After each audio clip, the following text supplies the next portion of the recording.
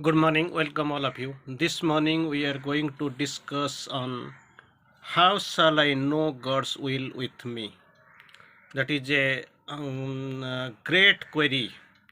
That is a great question before us. Sri Aurobindo has also put in the question tag the same thing. How shall I know God's will with me? Most of the time, from on darkness to light, from ignorance to knowledge, from morning to eve, we keep asking the same questions. Not only is the questions of the ascetics, even the other way the people keep asking, what really is the divine will in me? How shall I know it?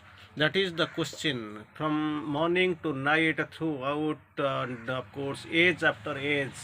This question is being put forward to God. The query is there, but no perfect answer is still with us. Anyway, we will try to know something, try to learn from Sri Aurobindo's aphorisms. It is number 349. How shall I know God's will with me? I have to put egoism out of me. That's what the initial question. I have to put egoism out of me. If it is there, if it has fulfilled the verse, then there is no place for the God. And if there is no God, no divine, that how shall it is clear for me. What clarity will help me to know? Because Sri Aurobindo has put a beautiful message on before us. Only when the mind is pure and the soul is, of course, in front, then somebody can know what is divine will and what is against it. Mind is pure and psychic is in the front. That the he can only know. Anyway, Sri Aurobindo has put here, I have to put egoism out of me, hunting it from every layer and bureau, hunting it, the same egoism, hunting it from every layer and bureau, and bathe my purified and naked soul in his infinity workings. That is a great thing, great knowledge, of course, a great suggestion. Of course, this is the great only, that is the only road that we know. Then he himself will reveal it to me. The most bearing consequence, that is bearing our path, our adventure, that is egoism. So to know the God's will in me, the most essential feature in the step we have to know, we have to take. I have to put egoism out of me, hunting it from every layer and bureau. And the third, Sri Aurobindo quotes beautifully, bathe my purified and naked soul in his infinity workings. That is the most required sentence for us, so that he himself will reveal it to me, because it is concealed. He has to come forward and he has to reveal. Again, Sri Aurobindo goes a little bit forward and speaks of only the soul that is naked and unashamed. In the previous sentence, when we are discussing in 349, we fulfilled about the purified and naked soul. That's what is defined here. Sri Aurobindo clarifies. Only the soul that is naked and unashamed can be pure and innocent. Very interesting, gorgeous sentence, the truest truth that we have explored so far.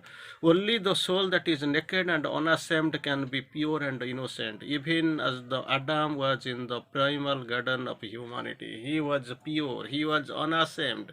From him, it is supposed that creation emerged from him, and he was also same position even as Adam was in the primal garden of humanity. Thus, and with that manner, the soul has to be naked and unashamed, can be pure and innocent. Again, Sri Aurobindo quotes, boast not of the riches, because same question is put before us, how shall I know God's will with me? So boast not of thy riches, neither seek men's praise for thy poverty, because two things are there. One is with riches and poverty. So if something is there that brings riches for you, so boast not of the riches. Neither seek men's praise for the poverty and self-denial. So Sri Aurobindo quotes here, both these things are coarse and the fine food of egoism. Both here coarse and fine food of egoism. Actually, with this boasting of riches and seeking praise for the poverty and self-denial. So both way the egoism, both are food of egoism.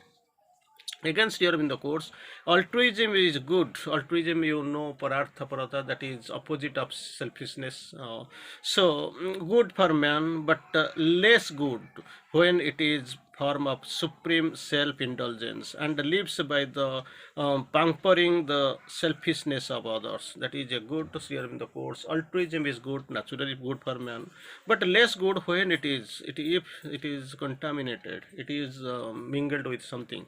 Less good when it is a form of supreme indulgence and lives by pampering the selfishness of other, pampering the selfishness of other. Then actually it loses worth. It comes to its to face its negation. Against here in the course, again by altruism.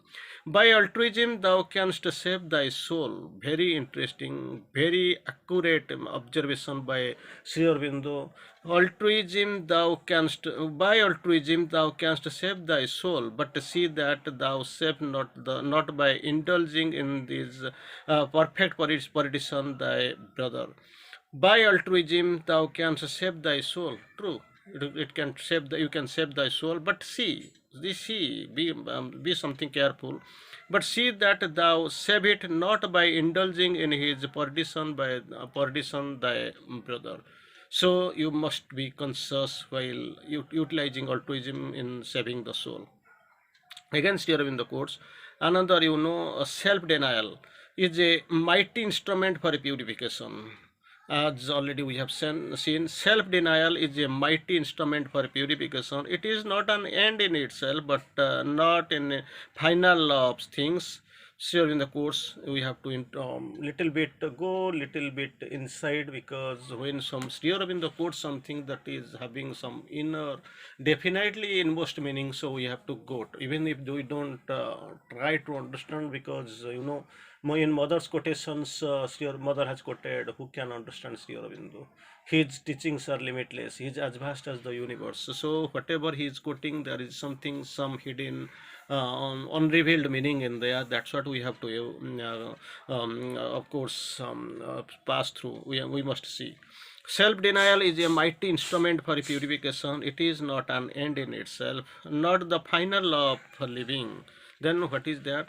Now, not to mortify itself, but to satisfy God in the world must be thy object. The object is to satisfy God. That is a very beautiful sentence. The object is to satisfy God in the world. That is the object of our living object. That is the mission. With the mission we have come.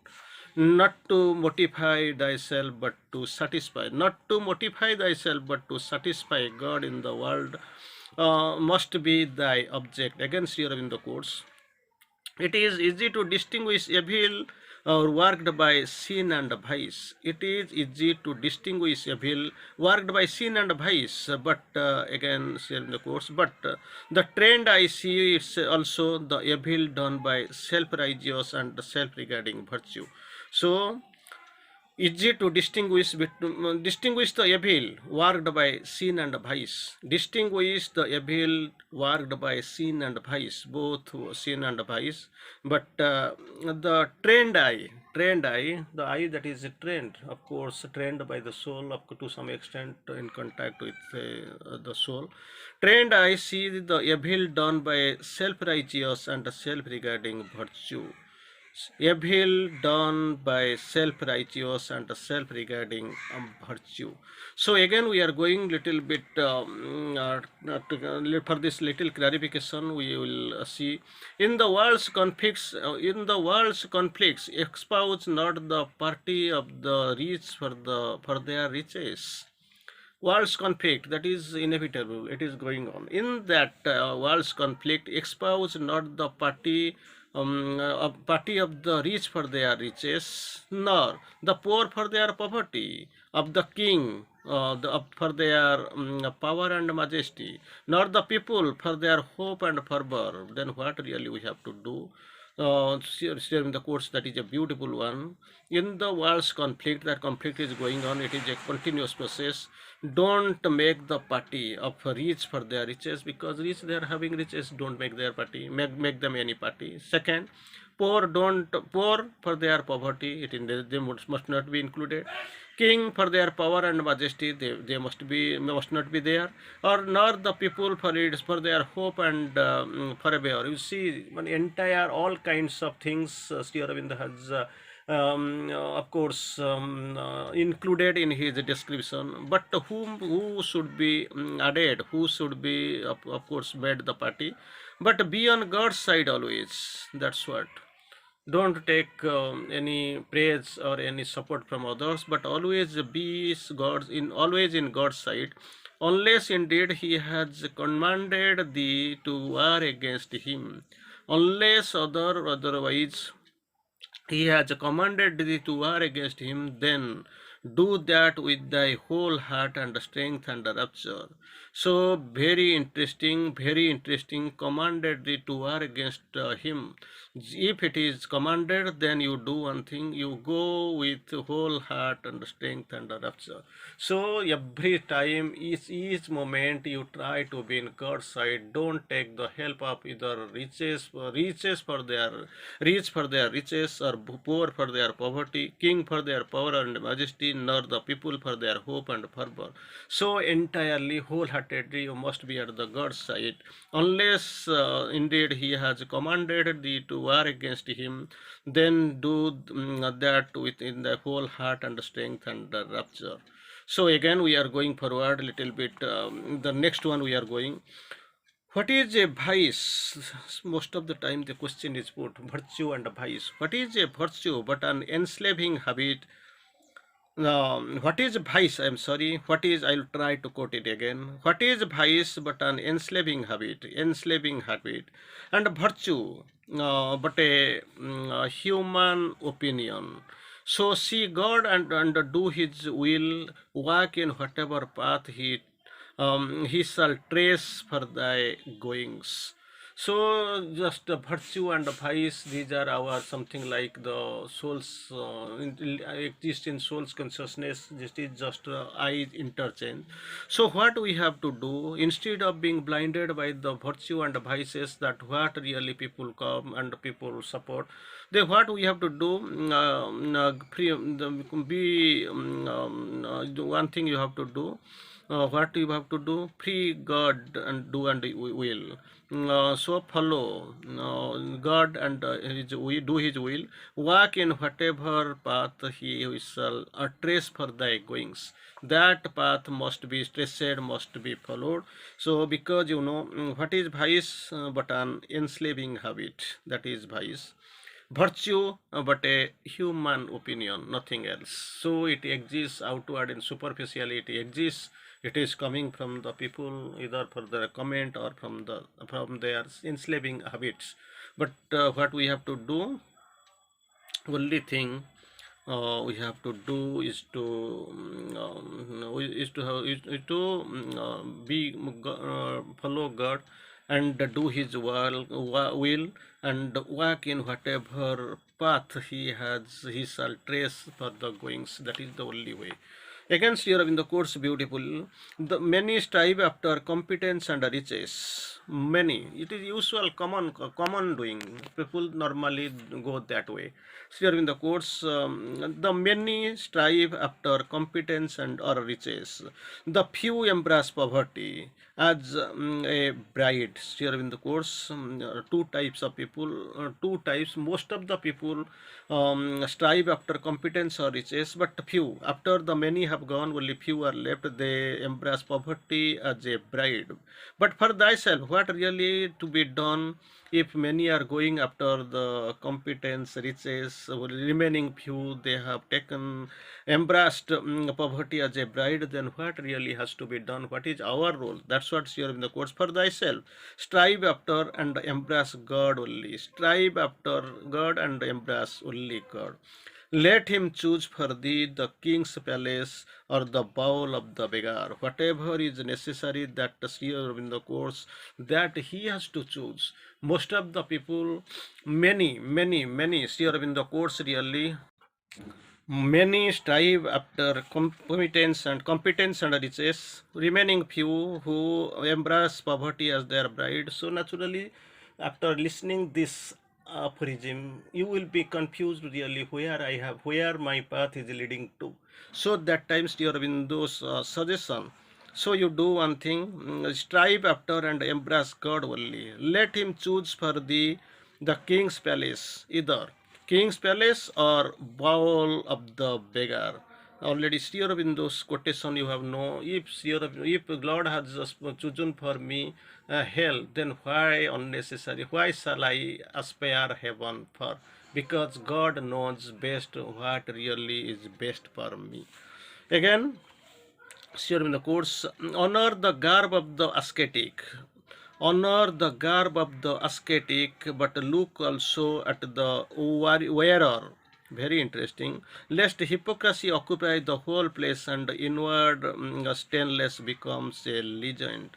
So that's really be very pinpointed, very of course optimistic, and of course get the minutest vision in your soul's vision, in the vision of the spirit. That is the great suggestion Sri Aurobindo anyway quotes here.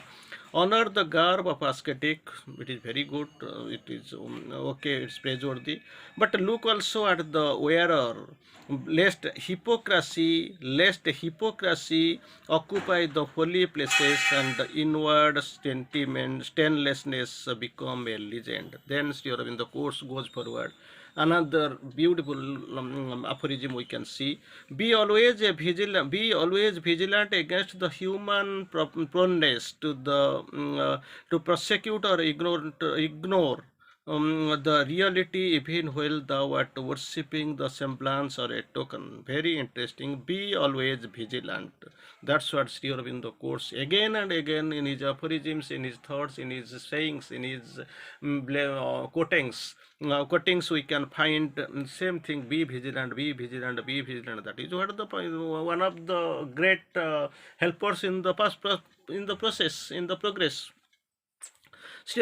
Be always vigilant against the human proneness. Against the human proneness, be always vigilant to prosecute. Even number one, to prosecute or ignore the reality, even while thou art worshipping its semblance or token. Against here in the course and tries to conclude, not human wickedness but human fallibility, not human weakness but human fallibility is the opportunity of evil. No human wickedness but human fallibility is the opportunity of evil. Very interesting, gladly, openly Sri Aurobindo tries to clarify. So again we are going forward with a great mission, with a great description, of course, that is already we have seen. This earring race, and not only one or two, here in the course at the race at large. This earring race of human beings dreams always of the perfecting their environment by the machinery of the government and the society. We expect, because we have expectation that the government must perfect our society environment by machinery of government and the society. So through this government machinery and all through by the machinery of the government and the society, it will be perfected. But it is only the perfection of the soul within that the outer environment can be perfected. Things again, we feel BMC will come, or your municipal corporation, wherever you are sitting, they will come, they will clean, they will purify, they will perfect. Like this, government, administration, they will come and clarify, of course, perfect it. But here in the course, it is not the thing that's what here in the course, but only by the perfection of the soul within. Naturally, soul is within. By the perfection of soul within, that the outer environment can be perfected. What thou art within, here in the course. What thou art within, that outside thee thou shalt enjoy. Really, what really thou art within, thus the outside will be enjoyed. No machinery can rescue thee from the law of thy being.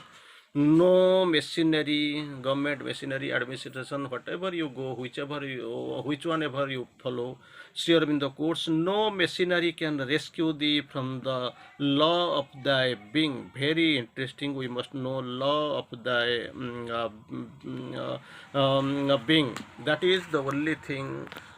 Only through the perfection of the soul, inner soul, some that the outer perfection can be accommodated. There is no other go. Anyway, it is time, and we must be very much vigilant to see the best things have been described so far on things, the inner soul, and of course evil and virtue, sin, evil and good, sin and virtue, and of course we have again we have seen the heart's strength of the strength, rapture, and of course heart. The question has been put because already with this heart strength and rapture we have to be in God's side wholeheartedly. Again the question, only most of the things we have described about the inner soul and altruism and self-denial. So many good things have been taken place in course of our discussion. Naturally it is inspiring, no doubt of it. And when we see the two sides, both sides, like in one side light, another side darkness, we can find virtue and sin, good and evil, truth and falsehood. So many ways we are getting confused, and of course we know what really the path.